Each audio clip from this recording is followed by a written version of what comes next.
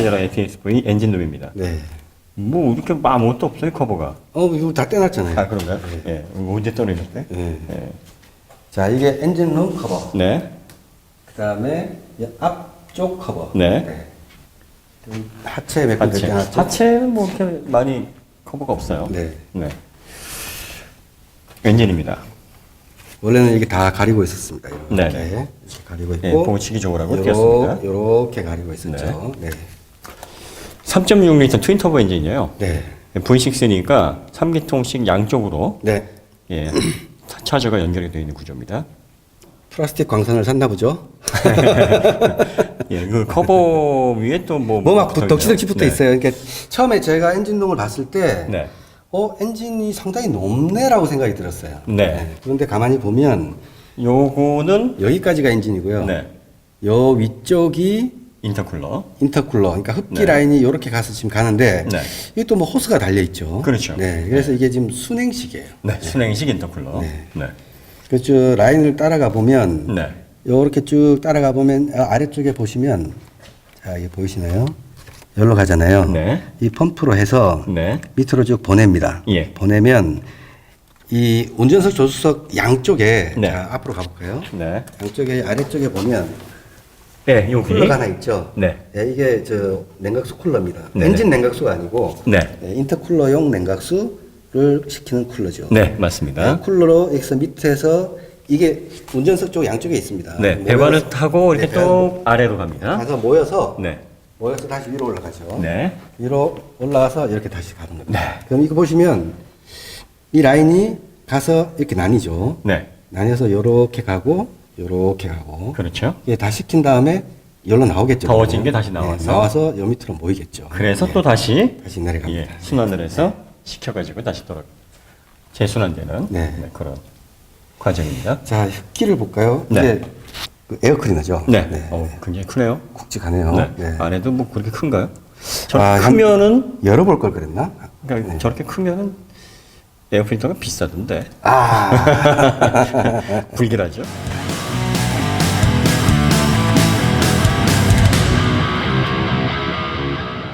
에어클리너가 이렇게 생겼네요. 네. 예, 두 개가 네. 들어갑니다. 네. 양쪽 흡기가 두 개니까. 예, 그다음에 통로. 예. 에어플로 센서 보이고요. 네. 네. 뭐 이렇게 큰가 했더니 이렇게 양쪽으로 나뉘어서 네. 예, 동그랗게 두 개. 비싸 보이진 않네요. 네, 싼 거 예. 두 개인가 보죠. 네. 괜히 쫄았습니다. 예. 이게 크면 되게 비싸더라고요. 막 벤츠는 막 30만 원씩 하고 막 그래요. 어떤 차종. 극악무도한 거죠, 진짜. 그러면 안 돼요. 그래서 이제 트윈이기 때문에 예. 흡기 덕트가 양쪽으로 가죠. 이렇게. 네, 맞습니다. 이렇게. 예. 예. 트윈 터보 방식이고 웨스트게이트 터보를 양쪽으로 이제 걸고 있는데 뭐 솔레노이드 방식의 어떤 그 진보된 터보는 아니고 전통 네. 방식의 터보 두 개가 이제 걸려 네, 있어서 네, 양쪽 V6 구조에 3기통씩 네. 과급을 하는 그런 구조예요. 스로틀을 악셀을 밟으면 네. 얘가 좀 그 터보렉을 없애주는 뭐 역할을 하지 않을까 하는 생각도 들어요 지금. 그렇죠. 이게 왜 터보렉을 왜 없어질 수 있냐면 공기가 이렇게 해서 터빈을 통해서 이렇게 가지 않고 네네. 어떻게 보면 여기서 바로 들어갈 수가 있거든요. 네네네. 근데 여기로 들어가려면 네. 배기가 나와서 터빈을 돌려서 이 압을 만들어줘야 되는데 그렇죠, 그렇죠. 네. 예. 그 라인이 안 가고 바로 이 흡기 라인이 바로 여기로 가게 되면 네. 흡기 여기 있던 공기가 들어가는 시간이 짧아지잖아요. 그렇죠, 그렇죠. 네, 네. 예.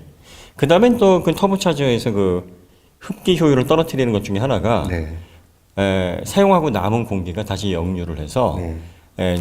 압축돼서 올라오는 공기가 부딪히는 네. 역류 현상 때문에 또 효율이 떨어지거든요. 네. 그걸 또 옆쪽으로 해서 이제 빼주는 어떤 역할도 하는 것 같아요. 뭐 그럴 수 네. 있겠죠. 그래서 네, 양쪽으로 이게 하여튼 네, 좀 효율을 살려놓은 것 약간 같습니다. 특이한 구조 같습니다. 네.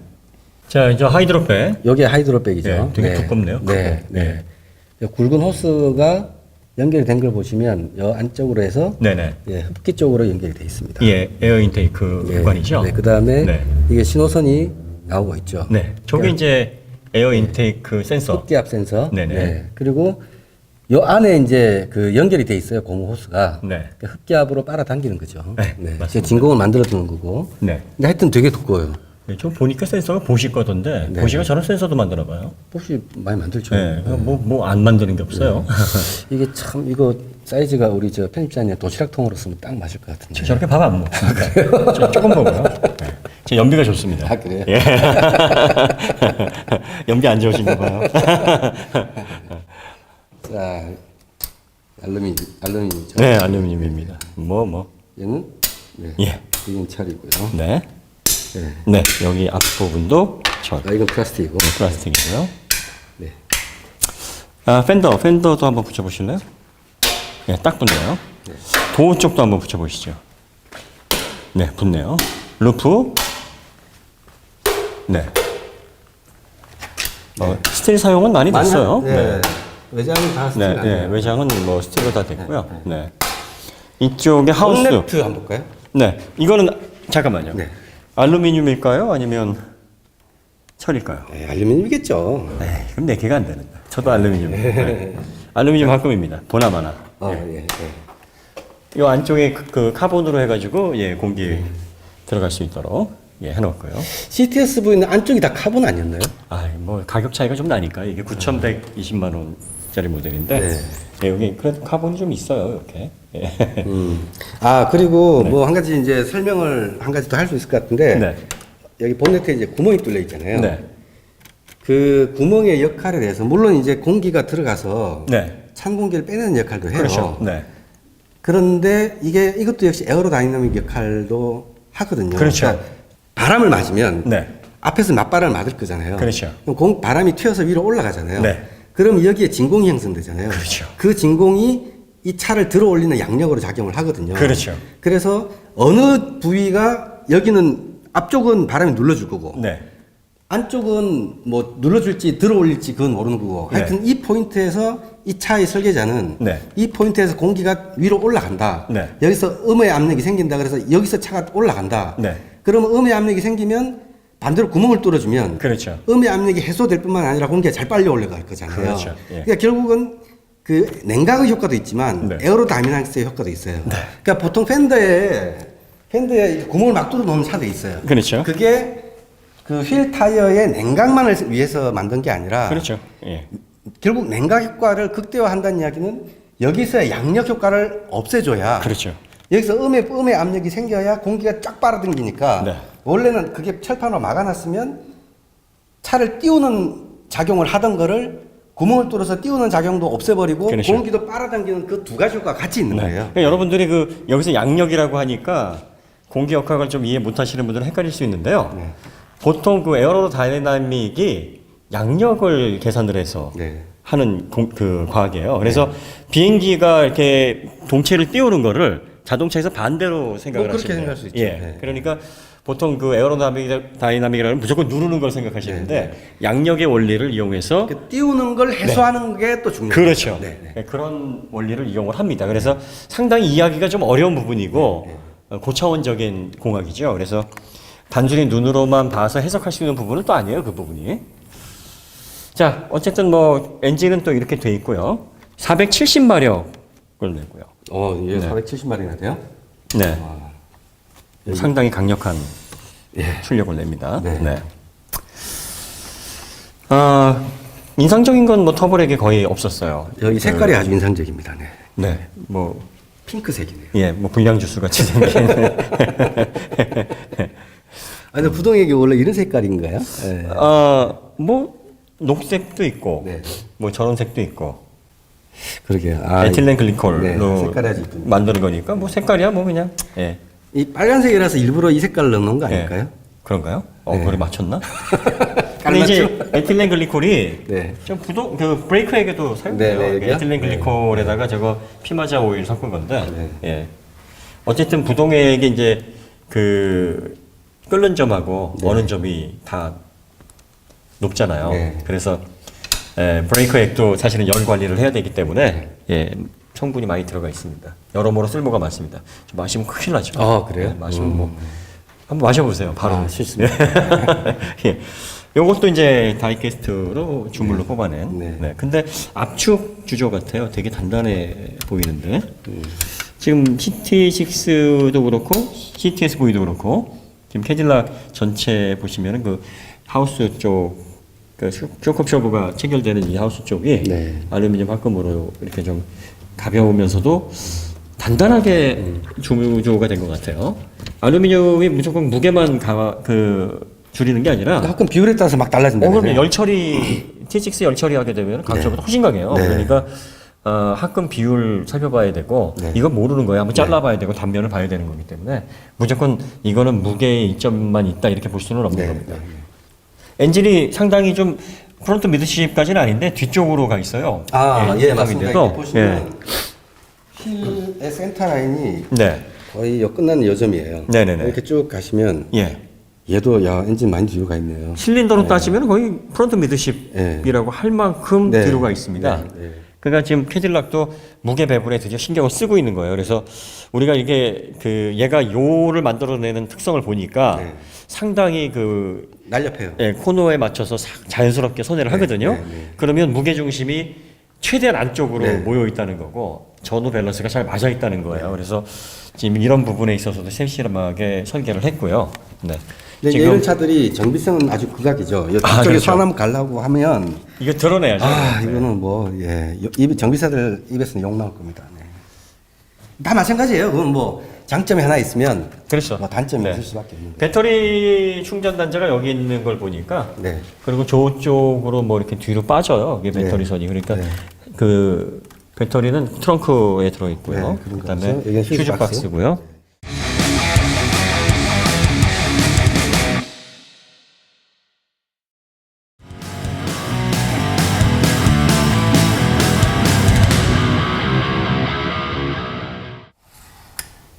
짜잔! 390이네. 370입니다. 보세요. 이게 390이잖아요. 이게. 똑바로 비치세요. 지금 여기가 지금 390이잖아요. 딱 390이네. 이렇게. 너무 치사하신 거 아닙니까? 370입니다. 예. 이겼습니다. 자, 우리 점심 먹었죠? 예. 로토가 굉장히 크네요. 예.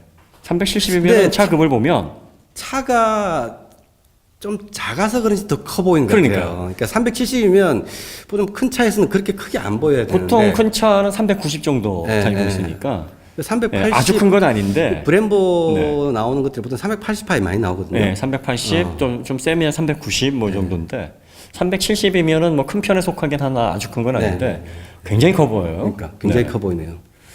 자, 그다음에 캘리퍼가 6피스톤인데 네.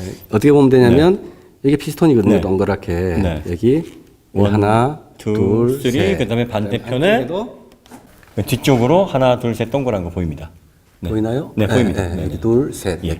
혹처럼 나와 있는 요거 말씀하시죠. 네, 그게 이제 피스톤인데 6피스톤인데 피스톤이 약간 작은 감이 있어요. 네. 네, 캘리퍼에 비해서. 그리고 이 캘리퍼가 길이는 긴데 두께는 약간 좀 얇은 네. 예, 초승달 스타일. 브레이크는 근데 괜찮았어요. 네, 괜찮았습니다. 예, 괜찮았습니다. 네. 로터 우리가 두 세션 돌았는데 로터 상한 부분 없고요. 뭐 네. 문제 없습니다. 근데 요게 이제 그러니까 열 받았을 때 열팽창에 따른 네. 페달 담력에 약간 좀 이질감이 있다는 네, 그런 거. 것 같아요. 예. 살짝. 네, 살짝. 살짝. 예. 예. CTSV에서도 그 부분이 이제 발견이 됐었는데 예. 그거보다 괜찮은 것 같아요. 아무래도 시스템스가 조금 더 무거워서. 그게 좀 더 브레이크가 컸어요. 네. 근데 이제 예. 차가 무거우니까. 네, 그렇죠. 아무래도 열을 더 많이 받겠죠. 네. 네. 자, 위쪽으로 보시겠습니다. 위쪽에 보시면은 이제 맥퍼슨 스트롯 방식으로요. 마그네틱 라이트 컨트롤. 마그네틱 라이트 컨트롤이 보면 상당히 그 반응성도 빠르고 안정적인 거동을 잡아주는데 효용성이 있는 그런 서스펜션인 것 같아요. 그래서 우리가 좀 서킷에서 또 움직여 봤는데 생각보다 서스가 상당히 단단해요. 예. 예. 롤은 상당히 잘 잡아줘요. 네, 그래서 CTSV보다 좀 더 단단하게 세팅이 되어 있는 것 같고요. 네. 트랙 모드에서 우리가 CTSV에서 약간 좀 아쉽다고 했는데 ATSV는 뭐 아쉬움이 그다지 안 느껴진 것 같아요. 네. 근데 약간 코너, 그러니까 한계를 넘어가는 그 시점에 약간 두리뭉실한 면은 있는데 롤을 막 휘청, 그렇죠. 차가 휘청인다든지 그런 건 별로 없었어요. 그러니까 컨트롤 상실을 네. 부드럽게 이렇게 이어지는 게 아니라 갑자기 이제 확 오는 듯한 그런, 그러니까 롤 강성이 빠질 때 좀 훅 빠지는 경향이 좀 있어요. 네, 그러니까 그런 한계점에서의 좀 거동이 약간 좀 거슬리는 거 빼고는 크게 담력에서는 문제가 없었던 것 같아요. 반응성에서는요. 예, 안쪽은 이렇게 되어 있습니다. 안쪽은 링크가 요즘 위상 차이로 저렇게 피봇으로 잡는 게 유행이에요. 네. 그래서 링크 하나는 앞쪽으로 뻗어 있고 하나는 옆쪽으로 뻗어 있고 또 지금 얘가 너클이 무게를 줄이기 위해서 현가 질량 줄이기 위해서 상당히 뭐 필요 없는 살은 다 쳐냈는데요. 예, 안쪽까지. 네. 예, 싹 걷어냈죠. 싹 걷어내서 무게를 정말 많이 줄이려고 애를 썼고요. 자, 그 다음에 이 점이 위아래로 이렇게 잡고 있어요. 근접해서 피본 형태로 잡고 있는데 한 5, 6cm 정도의 간격을 두고 여기 말씀하신 거죠? 예. 근데 솔직히 이거는 뭐 좀 복잡한 거라서 저희가 뭐라고 말씀드리기는 좀 힘든 것 같습니다. 그렇죠. 네. 어떻게 뭐 위아래로 밑으로 두 개 잡는 데도 있고 그렇죠. 위아래로 이렇게 잡는 데도 있고. 보통 아래쪽으로 두 개를 잡는데 그러면서 높이를 약간 좀 달리 가는 경우가 있고 요거는 이제 위아래로 잡고 있네요.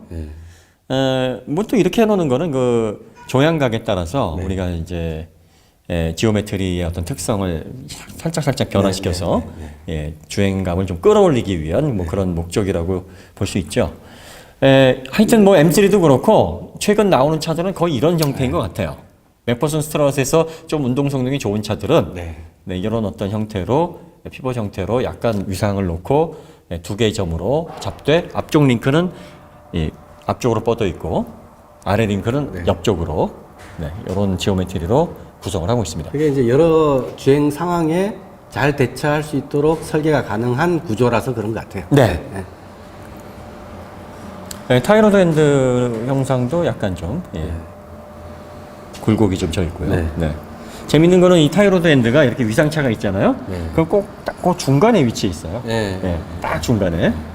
이렇게 해놓는 거는 뭐 범프 스티어 맞추려고 이렇게 해놓는 건데 보면은 참 재밌어요. 이렇게 딱 중간으로 해서 그러니까 이런 설계들이 그냥 뭐 이루어지는 게 아니죠. 앞쪽으로 뻗어 있어서도 에코머 스티어링 뭐 이런 것도 다 맞춰져 있고 어머나 저건 또 무슨 차일까요? 또 이쪽으로 보시면은요 공기가 이렇게 이쪽이 앞쪽에 라지에이터를 통해서 뒤쪽으로 빠지게 되어 있습니다. 이때 우리가 커버를 하나 떼냈죠. 떼내고 근데 여기는 제일 아래쪽 커버입니다. 공기가 밑으로 가면서 위로 올라가면서 여기를 치고 꺾여서 여기를 시켜주는 거죠. 그렇습니다. 그래서 로터를 시켜주게 이렇게 되어 있습니다. 쿨러가 되게 복잡합니다. 이게 지금 오일 쿨러고요. 그러니까 공기가 앞쪽으로 들어가서 아래쪽으로 빠지면서 엔진 오일을 이렇게 시켜주는 거죠. 여기 보시면 이제 오일 라인 들어가는 게 보이시죠? 그러니까 냉각 라인하고 오일 라인하고 완전히 다른 게 오일 라인은 이 배관으로 돼 있어요. 보통. 냉각 라인은 호스로 돼 있고요. 그러니까 오일은 기밀까지 유지를 해야 되고 그 다음에 또 윤활도 해야 되고 또 여러 가지 역할을 해야 되기 때문에 이렇게 이제 압력 차이가 없는 이런 오일 라인을 이렇게 호스로 연결하면 미끄덩하고 빠져버리겠죠. 빠지죠. 압력이 세기 때문에. 좋습니다. 자, 그리고 여기가 라지에터입니다. 그리고 라지에터. 그리고 에어컨 컨덴서가 이제 이쪽에 있죠. 재밌는 거는 이 앞쪽으로 와 보시면은요. 그 라지에터가 두 개가 겹쳐져 있는데요. 위쪽으로 좀 비춰봐 주세요. 두 개가 있는데 보통은 앞쪽에다가 에어컨 컴프레셔, 그러니까 에어컨 라지에터를 집어넣지 않습니까? 근데 에어컨 라지에터가 저 가운데 얘가 여기서 라지에터에서 열을 방출을 해야 그러니까요. 에어컨이 시원해지는데 그거 우리 처음에는 트랙 들어갈 때는 시원했잖아요. 시원했죠. 근데 한 10분 정도 돌고 나니까 땀이 나기 시작했잖아요. 수온이 올라가니까 우리가 열 받아서 그런 게 아니고 에어컨이 동작 기능 불량 뭐 이래 된 거예요. 샌드위치가 돼 있으니까 열이 지금 쉽게 빠져나갈 수 있는 구조가 아니에요. 그래서 그 수온이 안정적일 때는 저게 문제가 없는데 수온이 올라가게 되면 같이 이렇게 효율이 떨어지는 것 같아요. 그래서 그렇죠. 근데 이제 그 시원한 것보다 엔진 보호가 우선이니까. 그러니까 이제 캐딜락에서는 에어컨 그 라지에터 앞뒤로 저걸 넣어서 수온을 더 빨리 떨어뜨려야 이게 달리는 어떤 퍼포먼스가 저하가 안 되니까 좀 더워도 참아 뭐 이런 것 같아요. 저걸 모르고 저렇게 설계를 했을 일은 없고 이게 이제 그리고 이게 그 인터쿨러의 그 냉각 라인입니다. 네. 저 위쪽으로 이 안에 보시면 호스가 있잖아요. 네네. 예, 거기 보이네요. 호스, 네네. 호스를 통해서 양쪽으로 뻗어 나갑니다. 네. 뻗어 나가서 양쪽 라디에이터로 식힌 다음에 밑에서 모여서 다시 위쪽으로 그 인터쿨러 쪽으로 들어가죠. 네. 순행식 인터쿨러입니다. 예, 여기 전면에 이제 센서, 예, 전방 추돌 방지 장치, 뭐 햅틱 시트랑 연결돼 있어서 뭐 경고도 주고, 네. 앞에 그 헤드업 디스플레이로 뭐 이렇게 좀 경고도 바라는 뭐 그런 기능을 하는 센서가 있습니다. 근데 이 양쪽에 있잖아요. 네. 사람이 딱 가운데 서 있으면 어떡하죠? 가운데서 있으면요? 뭐 제가 알아서 그 화각이 나오지 않을까요? 갑자기 말씀이 답이 자신이 없으시시네. 그 자꾸 카메라를 가운데로 피하시니까 이상한 거 자꾸 물어보지 마세요. 네, 그거 다 생각했겠죠. 센서 화각이 나오겠죠. 네.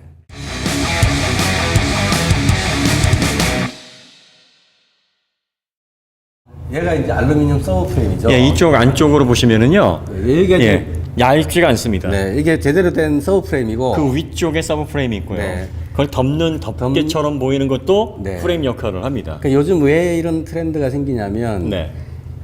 이 알루미늄 플레이트 자체가 굉장히 큰 힘을 발하는 건 아니거든요. 그렇죠. 근데 이제 이걸 이중 구조로 돼 있어요. 그렇죠. 네, 프레임처럼 힘을 받도록 돼 있어요. 예. 근데 그 전에 만약에 커버로만 덮어 씌웠으면 네. 커버로만 덮어 씌웠으면 그냥 이물질을 차단하는 용도밖에 안 되잖아요. 그렇죠. 근데 여기 롤 케이지가 네. 하나, 둘, 가로도 있고요. 네네네. 예. 근데 이제 강성도 있으면서 네. 얘가 열도 방출하는 거죠. 그렇죠. 네, 두 공기가 가지. 서로 지나면서 이 뜨거운 엔진 열도 같이 방출하는 거죠. 그 네. 지난번에 우리 지난번 시승할 때 네. 981 박스터하고 예. 그다음에 718 박스터 네. 하체 엔진룸 밑을 보면 네. 718 박스터는 이런 게 있었어요. 예. 근데 981 박스터는 이게 없었어요. 생략도 있죠. 네, 왜 그러냐면은 가만 생각해 보니까 981 박스터는 NA잖아요. 그렇죠. 그래서 열 관리가 그렇게 민감하지 않은데 그렇죠. 그 718 박스는 터보 차저가 그 위에 있으니까 바람을 흘려서 그 밑으로 공기를 계속 빼면서 이게 필요했던 거예요. 네, 맞아요. 네. 그렇습니다. 그리고 이 위쪽에 보시면은요, 이 프레임이 위쪽까지 이렇게 뻗어 있어요. 여기 보시면. 네, 여기 예. 보시면 이렇게 가죠. 여기 네. 쭉 뻗어 있습니다. 그래서 요것도 하나의 주물로 만들어진 정말 두껍고 단단한 프레임이요. 이렇게 쭉 가로해서 앞쪽까지 해서 링크를 다 잡고 있습니다. 그리고 그 아래까지 쭉 연결이 돼 있어요. 그래서 여기서부터 시작됩니다. 여기서부터. 네, 여기서부터 시작된 프레임이 앞쪽으로. 이 모양새가 520D에서 본 모양새 비슷하죠? 그러니까요. 520D가 사실 이걸 좀 따라하지 않았나 싶기도 하네요. 어느 차가 먼저 나왔나요? 이 차가 훨씬 먼저 나왔죠. 아, 그래요? 네. 이 그 ATS-V 갔다가 이렇게 좀 분석도 좀 하고 그랬겠죠, 아무래도. 그런가요? 그래서 이런, 왜냐면 많이 닮아 있어요, 지금. 네네네. 그 서브프레임 형상이. 네. 프레임이 이렇게 쭉 연결이 됩니다. 네, 쭉 연결이 돼서 가로대 이렇게 네. 용접으로 된 스타일도 비슷하고요. 좀 비슷합니다. 그래서 앞쪽으로 쭉 빠져가지고 여기 가로대 있고요. 이 앞쪽까지 나와 있는데. 예. 여기 있고. 예. 그러니까 5 시리즈는 그 앞으로도 이렇게 좀 그 뻗어 있어서 얘는 예. 여기가 끝이 여기서 끝이에요. 그러니까 G30 5 시리즈가 얘보다는 더 잘 돼 있는 거예요. 예. 그래도 얘도 밑에 그 알루미늄 그 보호판도 그렇고요. 서브 프레임에는 알루미늄 아낌없이 사용을 했고요. 링크 2개, 그다음에 너클도 다 알루미늄이고요. 재질을 좋게 사용했어요. 예, 이 정도면은 하부로 들어오는 사고에도 상당히 좀 견고하게 잘 버텨낼 것 같습니다. 근데 이 브라켓 이걸 조금 좋은 재질로 쓰면 좋았을 것 같아요. 그럴까요? 이게 조금 아쉽네요. 예, 여기 녹이 좀 나고 있고요. 이 새 차인데. 많이 심한데. 네, 그다음에 이쪽 밑에 보니까 이제 진동 잡아주는 댐퍼가 이제 예, 가변식 댐퍼네요. 오일팬이 생각보다 좀 얇은데요. 예. 여기가 올펜이죠? 네. 일반적인 웨스턴프 방식에서 선은 좀 얇아 보여요. 예. 네. 그러니까 웨스턴프와 드라이 썬프의 한 중간쯤 돼 보이네요. 두께가. 네. 그러니까 아무래도 이제 인터쿨러를 위쪽으로 올리다 보니까 요런 어떤 그 엔진 높이 줄이기 위해서 좀 노력을 한 것 같아요. 네. 그 밑으로 이제 8단 변속기 체결이 되고요. 변속기 오일 들어가는 부분. 8단 변속기인데 그 CTS-V하고 좀 다른 특성을 보였죠. CTS-V는 5단이 안 들어가는 거의 현상이 140 거의 속도 제한을 140에 걸어놓은 것처럼 네네. 뭐 그런 느낌이 들 때가 있었어요. 예. 네. 근데 뭐 얘는 뭐 쭉쭉 그런 뻗어나가죠. 제한 없이 쭉쭉 뻗어나가고요. 온도로 신경 쓸 필요가 없을 정도. 전반적으로 변속기 성능 나쁘지 않았는데요. 저속에서 가끔 간헐적으로 변속 충격 그게 좀 있더라고요. 그래서 그거 외에는 뭐 크게 거슬리는 거 없었습니다.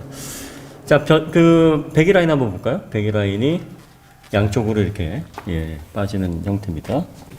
야, 터보차저 보기 진짜 힘들게 해놨구나. 아, 근데 지금 터보차저가 아래서도 그렇고 위에서도 그렇고 잘 보이질 않아요. 꽁꽁 쏠려놨어요. 그래서 두 개가 물론 뭐 이제 양쪽을 나눠서 하기 때문에 사이즈가 같겠지만 그리고 뭐 일반적인 이제 웨스트게이트의 다이어프램 방식으로 사용하는 터보차저겠으나 모양을 보기가 좀 어렵네요. 그러니까요. 네. 골뱅이 좋아하는 사람들이 빼먹을까봐 그런 거. 예. 아무래도 이 차가 큰 차가 아닌데다가 배기량도 좀 있고 터보차저를 쓰다 보니까 엔진룸도 그렇고 이 하부 쪽도 그렇고 상당히 좀 복잡해 보입니다. 네, 많이 복잡합니다. 네. 머플러 재질이 그렇게 좋아 보이진 않은데요. 그러니까요. 네. 조금 더 타면은 녹들이 좀 보일 것 같아요. 네. 지금 이게 1000km를 아직 안 탄 1000km 안 됐죠. 새 차인데 군데군데 살짝 그 변형이 눈에 띕니다. 재질이 아주 좋아 보이진 않아요. 그 다음에 뒤에는 깨끗하네요. 그러네요. 또 뒤는 또 뭐 뒤도 아주 깨끗한 건 아주 깨끗한 건 아닌데 앞에보다 그래도 좀 낫습니다. 커버 양쪽으로 측면부터 돼 있고요. 그 다음에 이제 뭐 실런트 작업은 안 돼 있고 보면은 이제 이 프라이머 작업은 들어가 있는 것 같아요. 아연 프라이머로 이렇게 좀 녹방지를 위해서 강판 위에다가 또 한번 이렇게 칠을 한 흔적은 있어요. 그래서 그런 어떤 흔적은 있는데 실런트 작업은 아주 꼼꼼하게 되어 있지는 않습니다. LSD 컨트롤러. LSD가 이게 또 마약이 LSD가 있어가지고 우리 양 PD가 LSD가 찾아보니 마약이에요. 아, 그래요? 근데 그 말이 맞아요. 왜냐하면 이 LSD의 맛을 본 사람은 이거 못 끊어요. 이거에 없는 차 못 타요. 그러니까요. 이게 마약 맞아요. 그러니까 차 타는 사람에게도 이 LSD는 마약입니다. 간단히 한번 설명해 주시죠. 양 PD를 위해서. 또 물어봐요. 안 그러면. 자, 리미티드 슬립 디퍼렌셜. 왜 이게 리미티드를 해야 됩니까? 엔진 토크가 이렇게 옵니다. 그러면 얘가 회전을 하는데 이 회전을 원래는 이쪽 바퀴하고 이쪽 바퀴하고 그냥 막 돌려줘요. 그렇죠. 5대5로. 얘가 이 껍데기 전체 속에서 전체를 돌려주면 몰려 있던 게 같이 돌겠죠, 양쪽으로. 그렇죠. 근데 한쪽을 잡으면 얘가 막 그냥 헛돌아요. 두 배 속도로. 그렇죠. 토크가 다 절로 가버리니까. 그러니까 얘는 땅에 모래에 빠져 있고 얘는 땅에 붙어 있고 그러면 모래에 빠져 있는 게 힘이 잘 미끄러질 거잖아요. 그러니까 저항이 있는 쪽보다는 없는 쪽으로 토크를 더 보내는 특성을 가지고 있어요. 그래 되면 헛바퀴가 돌고 흔히 말해 헛바퀴가 돈다는 거죠. 근데 그거를 막아주는 거예요. 그러니까 한쪽이 많이 돌고 한쪽이 적게 도니까 요 안에서 슬립이 생기는 거잖아요. 그렇죠. 회전차. 그 회전차를 어느 이상 못 생기게 리밋한다, 제한한다. 그래서 이 자동을 제한하는 장치, 자동 제한 장치라고 해서 리미티드 슬립 디퍼렌셜. 양쪽에 어떤 뭐 이렇게 서로 간에 뭐 그 클러치를 붙여준다든지, 뭐 마찰판을 붙여준다든지, 뭐 비스커스 커플링을 한다든지, 유압식으로 한다든지, 뭐 아니면 여러 가지 방식이 있어요. 다판 클러치도 있고요. 얘는 다판 클러치 방식입니다. 그래서 그걸 해주면 어떤 일이 좋아지냐면 한쪽이 허공에 떠 있다 하더라도 다른 쪽 바퀴로 구동력을 가해줄 수가 있기 때문에. 그래서 계속 끊임없이 구동력을 가해줄 수 있는 그런 장점이 있는 거죠. 그렇죠. 그러니까 디퍼런셜 다시 한번 쉽게 말하면 얘가 헛도는데 연락이 돌으니까 디퍼런셜은 얘가 열일하는구나. 그러면 얘한테 밀어줘야지. 너 좀 쉬어. 쟤는 멈춰 있는. 멈춰 있는 네가 좀 돌아. 라고 이제 지명을 하는 거죠. 그러면 이제 우리 양 PD님이 우리 저 편집장님한테 나 열일하니까 편집장님도 좀 일하세요. 그래서 우리도 LSD를 삽시다. 그런 거 아니에요? 그게 제가 LSD를 걸죠. 바로 작동을 시키죠. 여기 보시면은요, 신호선이 이 옆쪽으로 해가지고 이쪽으로 들어갑니다. 그러면 여기 다판 클러치가 붙었다 떨어졌다 하면서 차동을 제한하거나 연결하거나 기능을 할 수 있게 하거나 끊거나 합니다. 그렇기 때문에 이 드라이브 샤프트 보면은 이쪽은 상당히 두껍습니다. 예, 두꺼운데 이쪽은 얇아요. 예, 그래서 이렇게 토크 스티어를 잡기 위해서 크기 차이를 이렇게 만들어 놨다는 겁니다.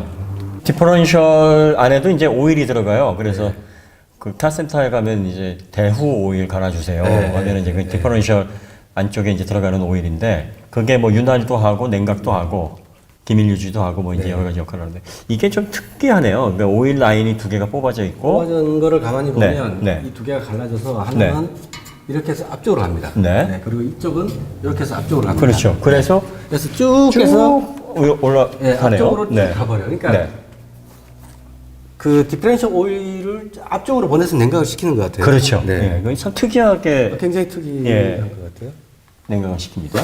이 디퍼런셜 오일을 냉각하는 거는 보통의 경우에 이렇게 앞쪽으로 보내지를 잘 않는 걸로 제가 알고 있는데 왜냐하면 라인도 너무 길어지고 복잡해지고 보통은 여기다가 공기 흐를 때 그 공냉식으로 핀으로 달아준다든지 뭐 아니면은 여기서 요 뒤로 가면서 여기다가 핀을 또 단다든지 그 포르쉐 같은 경우는 막 그런 식으로 여기서 끝내버리지 앞쪽으로 잘 안 보내거든요. 이렇게 버리게 되면은 그 디퍼런셜의 부하가 덜 들어가니까 그러니까 디퍼런셜이 계속 출력을 안정적으로 배분할 수 있어요. 그래서 받아낼 수 있기 때문에 자동차의 그 실질적인 그 체감 출력이 그러니까 휠 마력 말하자면 휠 마력이 좋아지는 거죠.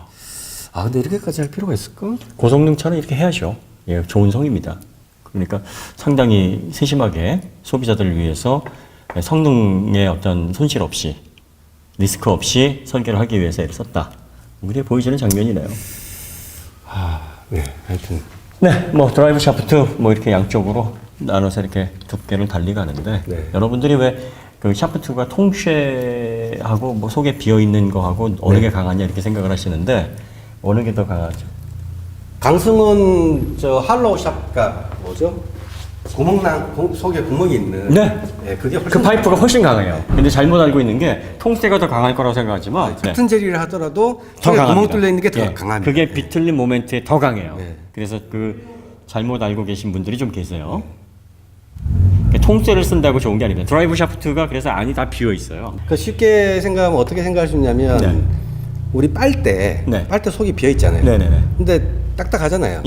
근데 만약에 그 고무로 된 같은 재질로 된 속이 꽉 찬 거를 보면 날창날창할 거잖아요. 그렇죠. 그 느낌 감각 탁 필이 오잖아요. 맞습니다. 속에 비어 있는 게 훨씬 단단합니다.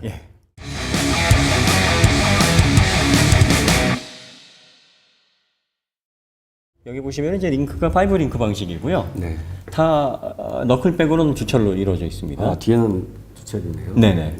그리고 여기에도 보니까 아래 링크 두 개가 이제 수평으로 되어 있고요. 그 뒤쪽 링크 두 개가 좀 길면서 차를 내리면 이게 수평을 이루게 되어 있습니다. 그다음에 앞쪽 링크 보시면은요. 앞쪽 링크는 짧아요. 그래서 아래 링크는 길고 위에 링크는 짧습니다.